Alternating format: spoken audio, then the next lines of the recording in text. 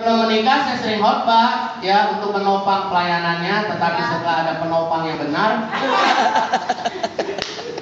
saya sudah tidak datang lagi. Dan saya juga senang dengan Pak Andreas Reko, Pak Juan Untung. Jadi saya rasa kalau ada di daerah Purwokerto ini seperti pulang kampung. Ya, dan saya senang dengan Pak Sugiarto dan Ibu Mariska yang mengajak kami, saya dan istri. Dulu saya datang nggak pakai istri, sekarang saya juga datang pakai istri. Ini saya coba maju lihat berdiri sebentar. Nah, tadi saingan nyalain lilin. Song leader bilang Ibu Pendeta Hana Lintin. Nah, biasanya penyalaan lilin yang terakhir adalah pengkhotbah. Nah, hari ini nggak ada pengkhotbah disuruh maju nyalain lilin, gitu kan? Nah, saya pikir dia song leader tahu mata saya buta, nggak mungkin nyalain lilin, karena bisa kebakar lilin. Akhirnya saya pikir mewakili, makanya Ibu Pendeta Hana Willing, gua tolong dia maju langsung. Rupanya ada Ibu Pendeta Hana juga di sini. Tapi ya karena sama-sama Natal kita saling mengampuni. Apalagi Pendeta Gesia juga. Ibu mana Pendeta Gesia juga? Bukan. Hah? Tidak. Tidak mana? Jadi gereja apa? GKI. GKI. GJKI. GJKI. Iya. Oh kalau gitu mesti kita. Hah? Cetakan GSA. Oh, ya jadi minta maaf kalau sama-sama GSA nggak usah minta maaf. Tapi karena beda organisasi minta maaf. Ya kan? Karena saya pikir wah wakil pendeta Willing gitu kan. Jadi Ibu Pendeta Hana Willing. Oke? Ya minta maaf. Kalau mau disalahin song leader. Oke, hari ini kita akan buka Alkitab bersama-sama dalam Lukas pasal yang kedua. Lukas pasal yang kedua, kita mau membaca ayat 10 dan ayat yang ke-11. Lukas pasal yang kedua, ayat yang ke-10 dan ayat yang ke-11.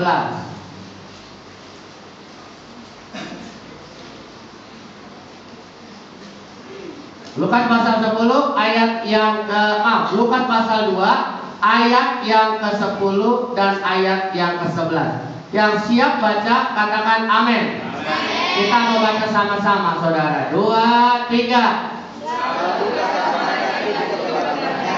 Jangan takut, sebab sesungguhnya aku memberitakan kepadamu kesukaan besar untuk seluruh bangsa. Hari ini telah lahir bagimu juru selamat, yaitu Yesus Tuhan kata Daud. Ya, Alkitab mencatat bahwa ketika para gembala yang ada di padang Efrata melihat dan mendengar bahwa ada malaikat Tuhan yang datang, maka gembala-gembala itu menjadi begitu takut.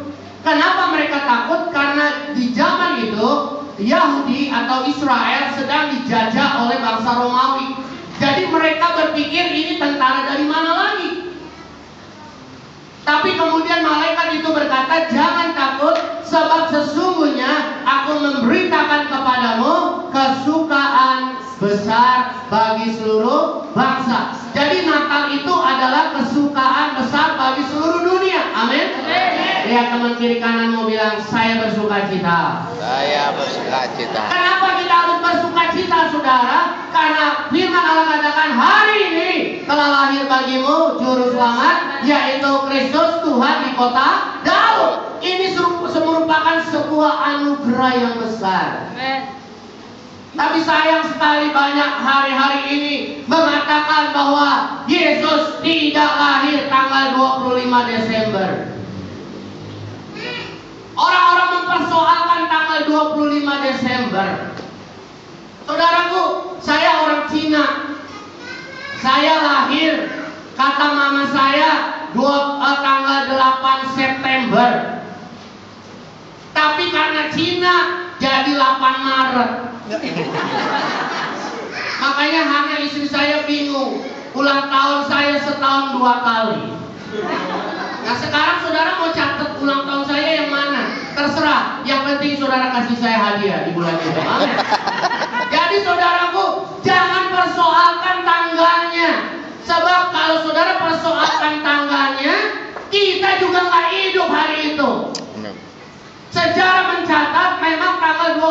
Desember. Orang-orang yang hidup zaman sekarang tidak tahu sejarah apa-apa. Mereka langsung main katakan, lahir Yesus bukan tanggal 25. Saudara tahu tidak, kalau Yesus nggak lahir, berarti dia tidak mati dan tidak bangkit.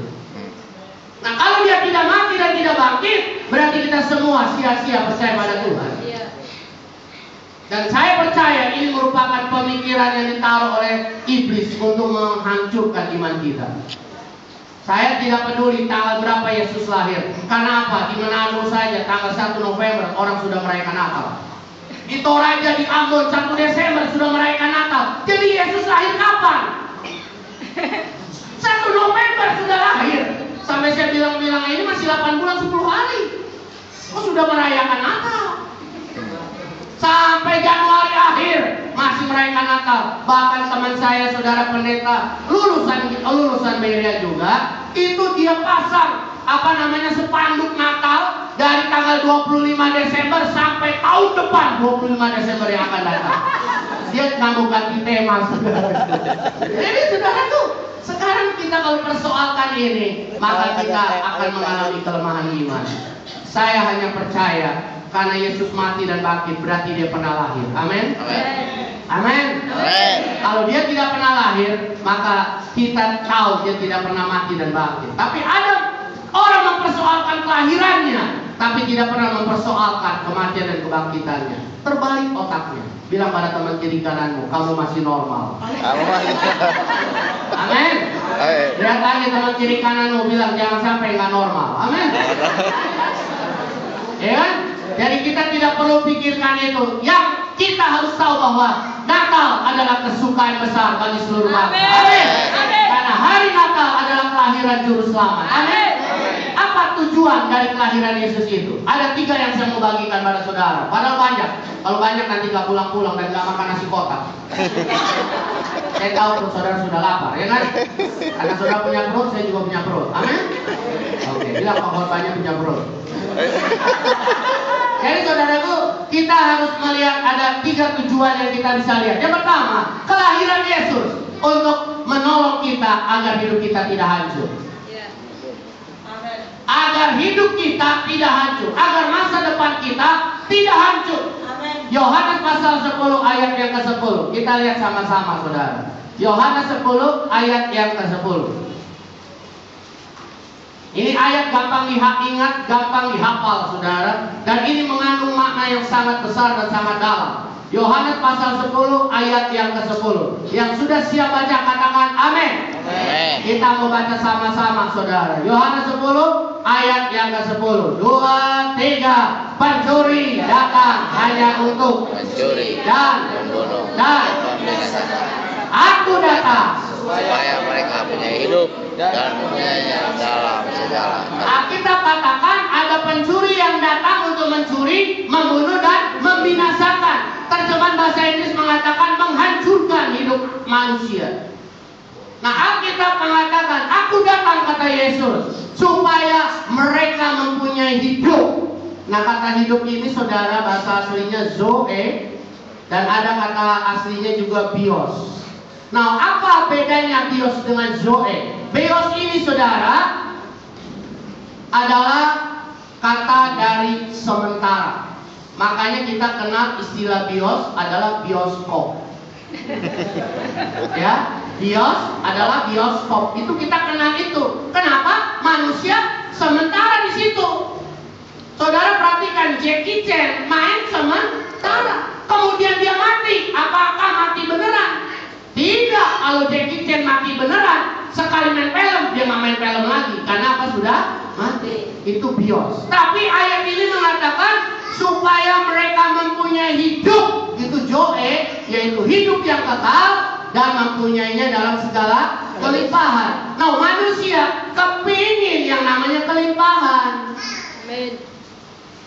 Dia pikir Allah Bapa di sorga miskin, nggak bisa ngasih kelimpahan. Makanya banyak di antara mereka yang terjebak pada satu perilaku. Mereka lebih percaya pada pencuri, pembunuh, dan penghancur. Siapa itu? Setan. Bilang pada teman kiri kananmu, itu setan. Itu setan. Amin. Lihat teman kiri kananmu, bilang jangan ikut setan. Amin. Jangan ikut setan. Jadi saudaraku, rindu hidup berkelimpahan. Siapa yang tak mau berkelimpahan? Saya bersyukur datang ke tempat ini, pantat saya tidak sakit. Karena apa? Dari Pekalongan sampai ke Purbalingga saya naik Alfa. Duduk di belakang, pulas bisa tidur. Masuk lubang, menjot. Coba kalau saya naik metro mini, pas jatuh di lubang, sejok pala pantat kita. Lihat teman kiri kananmu bilang pantat bisa gepeng. Jadi saudaraku, kita semua kepingin yang namanya berkelimpahan, saudara. Kita kepingin yang namanya hidup dalam segala sesuatunya berkelimpahan. Nah, ini yang dicari oleh manusia. Dan karena manusia mudah tergoda, akhirnya manusia mencari kelimpahan dengan setan. Nah, Yesus lahir di dalam dunia ini. Dia mau supaya saudara tidak salah jalan, tidak salah ambil keputusan. Tuhan Allah menyediakan dua berkat, yaitu hidup yang kekal dan berkelimpahan. Amin. Iblis, dia bisa kasih kelimpahan, tapi ujung-ujungnya kesusahan, saudara. Amin. Pernah ada orang datang ke dukun, minta pertolongan dari setan supaya keluarganya bahagia, sehat dan sebagainya. Saudara tahu apa yang diminta oleh dukun? Ayam hitam. Nggak boleh itu ada uban atau ketombe, nggak boleh. Pokoknya hitam. Selama saya ikut Tuhan Yesus, umur saya 51 hari ini, berarti saya dari kecil sudah ada di gereja. Taruhlah saya mulai menyembah dan berdoa itu umur 5 tahun.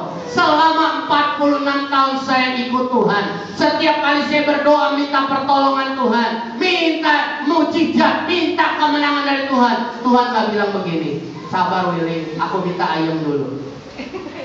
Allah gak pernah minta. Karena apa?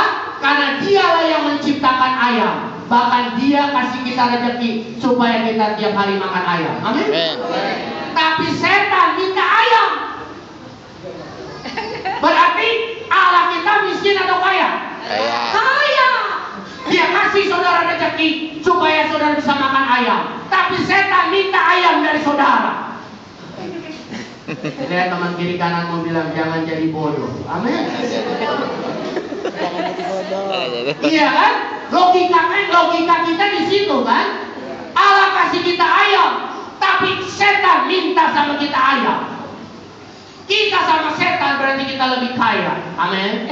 Kalau begitu, kenapa kita harus pergi ke setan, saudara? Amin.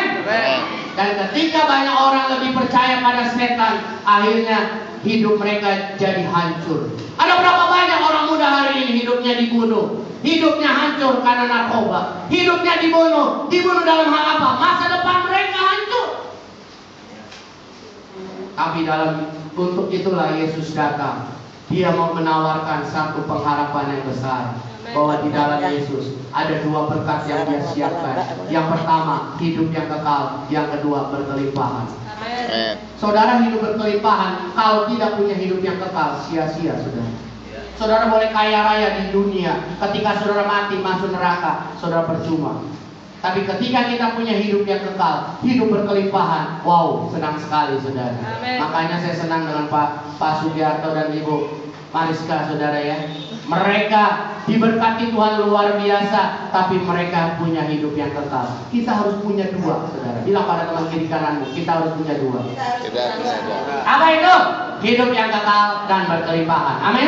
Percayalah Allah sanggup memberi kita kelimpahan. Amin. Kalau engkau punya hidup yang kekal, pasti hidupmu berkelimpahan. Amin. Ini yang ada dalam hidup kita, saudara. Mengapa Yesus datang?